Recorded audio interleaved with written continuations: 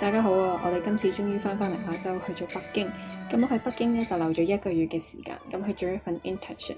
咁喺呢一段片咧，我本身有諗過預留一部分去講一講 internship 嘅事。咁但係我睇翻啲材料之後，發現其實相比之下 internship 實在太悶啦。因為距離上次我嚟北京時間已經有8年。咁今次見到嘅嘢係好新奇嘅，尤其是係呢度嘅商品啦、商業模式啦、做生意嘅方法啦，我真係自己個人經歷覺得係嘖嘖稱奇。咁希望可以透過呢段片同大家分享一下遇到啲嘅趣事啦，係啲我而家睇翻都覺得好有趣嘅事，即係尤其是係逼地鐵嘅時候，好似俾人逼到成隻三文治咁樣啦，咁我都拍低咗嘅。咁我有認真諗過要唔要用中文錄段旁白，但係諗下咧都係放棄咗啦。咁今次咧應該會有埋中文字幕嘅，咁大家睇唔明就睇字幕啦。I can't think of a better way to start a video by showing you the air quality in Beijing. I heard it's already much better than, I don't know, maybe 2 years ago, but it took me 2 weeks to get used to it. FYI, I didn't add any filter to this clip. The sky looks exactly the way it is like this. I didn't have to go to work on my first day, so we did a little bit of site visits to other companies. In fact, most of us were spending our times working in institutions under Tsinghua universities, so they're doing different stuff. For example, the one that you just saw is the Institute for Accessibility Development of Tsinghua University. As suggested by this name, I think you can pretty much tell what they do, but what surprised me even more was the approach they use. So instead of just a single disciplinary approach, they are embracing this new, very updated problem-solving approach that are used by many institutions now. It's the multidisciplinary approach. So they're gathering experts from different schools, even professors from the School of Architecture. I mean, other people probably find it a bit weird, like how is it related to architecture, right? We have also visited a place called the Lifelong Learning Lab. It's a place where they organize summer schools for kids of different ages. So the parents would send their kids there, and what I saw was the kids learning coding or using graphic design software, which I have no idea what they were doing. And then looking at myself, I only know how to read and write, and I feel like I'm gonna fail in 20 years' time. There is another lab where they invent high-tech stuff like AI or virtual reality, which I didn't have much chance to look at it in detail. Moving on very quickly, we are in a place that's similar to Causeway Bay in Hong Kong. It's the Sanlituan. I want to spend a little time talking about this clip because I found something really interesting. I've seen a lot of photographers, they are chasing after certain type of people, and I realize are usually girls, and I was wondering what they're doing. And then my friend was telling me they're just taking different pictures of the it girls they found so that they can sell it to other media for whatever purpose they're for. And I was like, wow, there's a market for this. Anyway, it's extremely modernized here at this place, and you can find quite a lot of fun stuff to do. And I realized the architecture of places like this, I'm not sure about other cities in China, but in Beijing, they do embed certain characteristics of Chinese traditional architecture. I'm not sure if you ever pay attention to that. For example, like this one, I've never really seen this kind of design when I was spending my time in Europe over the past few years. This actually reminds me a little bit of the gardens and palace in China in ancient time. So if we go visit the Souzhou Yunnan or even Gongchen Wangfu in Beijing, there are certain elements that they must include in their place. For example, water, trees, and sometimes mountains, but apparently they can't put in mountains here. For those who don't know much about Chinese culture, if I was not mistaken, apparently we love water so much. I think it means wealth in Chinese culture. I'm not really sure, so I suggest you Google about it. Since this place is located within the second ring, if you don't know about what rings mean in Beijing, please Google it again. So everything looks quite nice and neat and tidy and green. But of course, there are certain things that I don't like so much about these cities. For example, the traffic is driving me crazy. This is supposed to be a pedestrian crossing, so there are zebra crossing lines on the floor.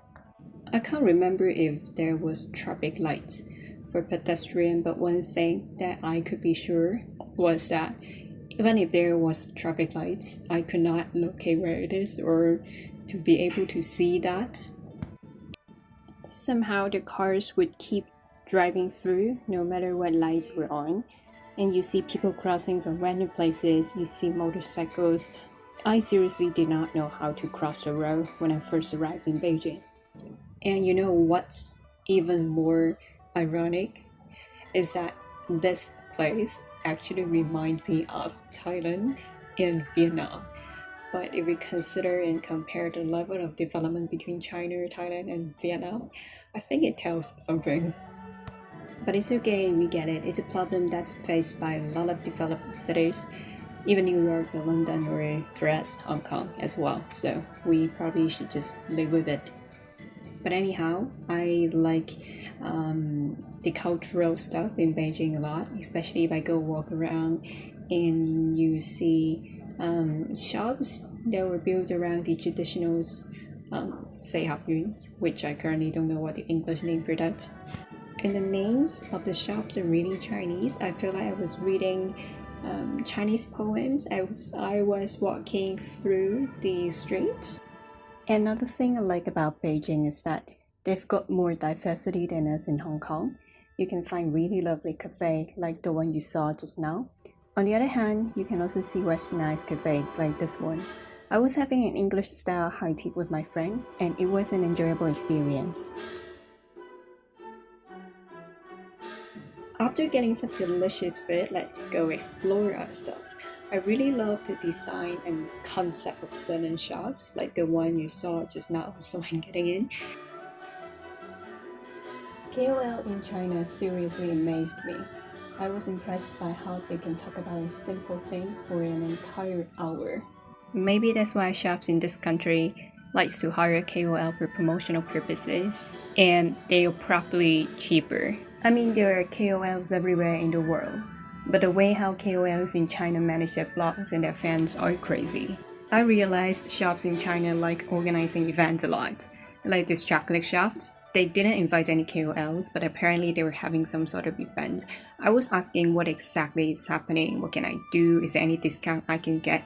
I feel like the shopkeeper couldn't really tell me exactly what's going on. Okay, I'm getting excited because something fun is finally coming. I see a lot of machines like this in China. So, you know, China is very into this digital wallet or digital payment. So, you always see a lot of stuff where you just scan your WeChat or Alipay and then you have a lot of fun. Like this one, I think this is for some game or whatever you play, and then you be able to get some gift. And also Portmart. I don't know how to describe this exactly, but it's like the Japanese anime figures that people collect. It's actually quite expensive, so you don't know what's inside the box. Again, you scan your Alipay or WeChat, and then you get a mysterious box, and you see. So, I mean, some people are really into collecting this stuff, but for me, I mean, well, different people like different things, right? Finally, is the most fun part, at least is how I think about it, of the video. I actually paid $30 to try this out. It's very exciting, and it matches with the latest trend of consumers pattern, which is experience. So while everybody is selling the same thing, I think the next thing that customers are willing to pay money for is the experience. So that's why they got me. So what I know about this machine is there are quite a lot of stuff there. Most of them are trashy stuff, I think. For example, like really rubbish Android charging cable or headphones, and sometimes you get better stuff like cosmetics. I don't know how good you can get out of it. But as you can see, I was getting my phone ready to pay. So in Beijing, I completely forgot about my wallet. So if I lost it, I have no idea. For some reason, I chose number 66. And that matters to me because my lucky number is 7. I don't know why I picked 66, but let's see. Honestly, I was really excited about it and I seriously anticipated what's inside the box. So let's take a look together.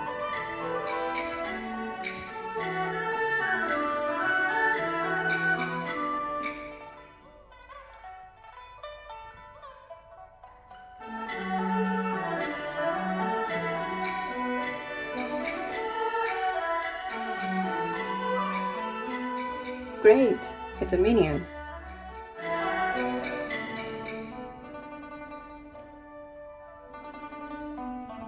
This is another thing I really like in Beijing. I believe that you can find a lot of this individual karaoke coop or box in a lot of places in China because, well, as you know, we all have some guilty pleasures, say in the shower or at home. So it's a place where you can enjoy your own guilty pleasures while the shops don't have to hire any staff. Speaking of headcount and staff, as you know or not, I was a headhunter, so I'm quite sensitive about headcounts or employment. So apart from this karaoke thing, you see a lot of places in China, especially restaurants, you're now able to order your stuff by scanning your QR code through chat. In that way, I was there and I seriously didn't know what the staff were doing there. Their only responsibility was to get the food to your desk. That's pretty much what they do. Apart from ordering and payment, some restaurants come with really good services. Like this one, we were waiting for our tables. So in front of the restaurants, you got refreshments, Coke or water. I've never seen this in Hong Kong. And a lot of restaurants would promise to deliver your meals on your table within a certain period of time. And if they fail to do that, they would give you a discount or you don't have to pay at all. And thinking back about my time in Europe, So now we have come to the topic of food and cuisine. Of course, I'm gonna show you about the food I've tried here. I haven't tried everything yet, but I think they're all impressive enough. So if you're hungry, I suggest you to skip this part first, and then you can come back and watch later.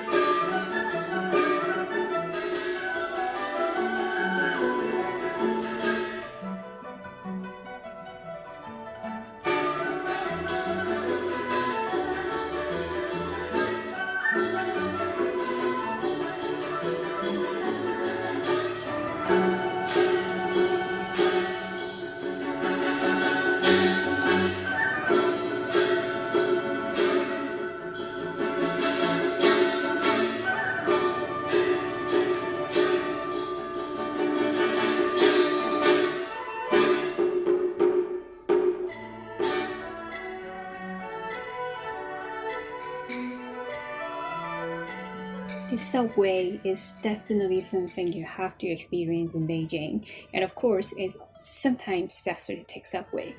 And I'm quite amazed by how they can do advertisement on train. How you see this, they can project the image, and I've never seen any other countries doing this, so I think it's quite an interesting thing to learn. And the next thing I'm showing you is my journey going to work. I was taking line 4 the other day. That's my second day taking line 4 because after the first day I felt regret about not filming it, and I was thinking, you know what, I'll just get off and walk back to my office, which is about at least over 1 kilometer. But then I realized I should definitely film this down because I did not have to walk myself into the carbon. I just have to stay there and then someone at my back would push me onto the carbon. And I mean, I get it. I mean, it's crowded in Tokyo, Hong Kong, or New York, maybe. But I've never get to see this phenomenon in Hong Kong. I mean, we were also very rushed, but I've never got pushed by people onto the train, at least not yet here. So let's see. And they have some really weird culture when taking the subway. So first, they do have a lot of advertisement educating people to be punctual, which is something good, I believe. And they would also have some officers on the train. Once I saw a lady playing music too loud without a headphone, so this officer would go and tell her to turn it down. Also, they have the culture to get ready before you get off, so it's already extremely crowded on the train. And some people are afraid that they cannot get off because usually people would just rush into the train. They wouldn't let people to get off first. So within these extremely crowded environments, they would squeeze by the door and they will ask you 下吗, which means you getting off next. And sometimes I saw people who are really pissed and then she would say 不下, which means I'm not getting off. So it's like, shut up. And you can also see a lot of people trying their best to squeeze onto the train. I mean, everyone sees that it's full and crowded already, and there are certain uncles, I don't know why it's always uncles, they like making the best effort to get themselves onto the train. Okay, it's finally my turn. To be honest, I was quite scared at this moment because I was holding my camera, I mean not my phone, and I was imagining being pushed onto the train and it freaked me out. Not surprisingly. Okay, let's get rid of the stressful stuff. So when I was in Beijing, I was quite lucky to enjoy a concert organized by my friend. She is currently a composer, so she composed the songs for the concert. I enjoy it a lot, so let's just end this video by enjoying the music.